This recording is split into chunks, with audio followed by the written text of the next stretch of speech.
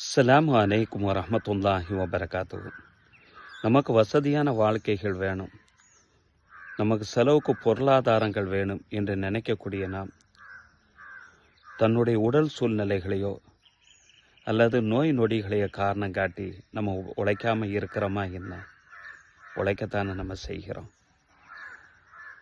ஆனால் காலையில் ஸ்கூலுக்கு போகக்கூடிய 5 வயசு பிள்ளையிலேருந்து காலேஜுக்கு போகக்கூடிய பிள்ளைங்க வர நோம்பு நோட்டு ஸ்கூல் பேக்குகளை தோளில் போட்டுக்கிட்டு போய்கிட்டு இருக்குவோம். அதே இடங்களில் டீ கடையில் உட்காந்துக்கிட்டு நம்மளில் எத்தனை நபர்கள் இதே உடல் சூழ்நிலைகளை காரணம் காட்டி, நோய் நொடிகளை காரணம் காட்டி டீயை குடிச்சிக்கிட்டு சிகரெட் அடிச்சுக்கிட்டு தம் அடிச்சுக்கிட்டு அந்த இடத்துல நம்ம இருக்கிறோம். அந்த நோம்புக்குண்டான அந்த நோம்பினுடைய காலகட்டங்களில் அந்த நோம்பினுடைய மாண்புகள் தான் இல்லை.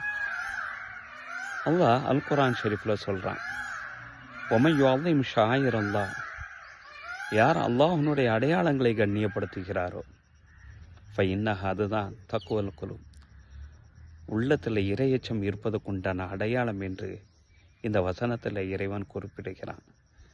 நோம்பு எவ்வளோ பெரிய கண்ணியமானது.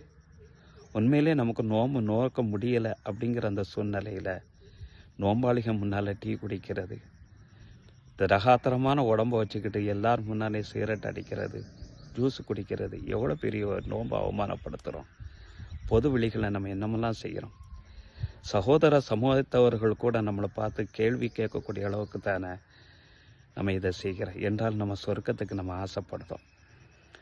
நபித்தோழர் அபு சயீதின் குத்ரி ரலியல்லாஹு அன்ஹு அவர்கள் அறிவிக்கக்கூடிய ஒரு ஹதீஸ் சஹீஹுல் புகாரி முஸ்லிமில் பதிவு செய்யப்பட்டிருக்கு.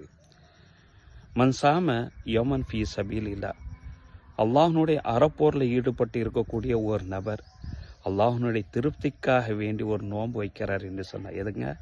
போரில் ஈடுபட்டு இருக்கக்கூடிய ஒரு நபர் அல்லாஹ்னுடைய திருப்திக்காக அந்த ஒரு நாள் நோன்பு வச்சாருன்னு சொன்னால், பஅதல்லாஹு வஜ்ஹஹு அனின்னாரி சபஈன ஹரீஃபன், அவ்வாறு நோன்பு வைக்கிறார் அல்லவா, அவரை விட்டு நரகத்தினுடைய அந்த நெருப்பை 70 வருஷம் தொலை தூரத்துக்கு அல்லாஹு தள்ளி வைத்து விடுகிறான் என்றார்கள் நபிகள் நாயகம் ஸல்லல்லாஹு அலைஹி வஸல்லம் அவர்கள்.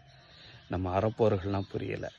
உலக வாழ்க்கைக்காண்டி எப்படியெல்லாம் சம்பாதிக்கக்கூடிய நாம், உலக சூழ்நிலைகளுக்காண்டி எந்த சூழ்நிலையில் உழைக்கிறதுக்கு தயாராக இருக்கக்கூடிய நாம், சுவனத்தை அடைய ஆசைப்படக்கூடிய அந்த நேரத்தில் வீணாக நமக்கு நோன்புகளை விடலாமா?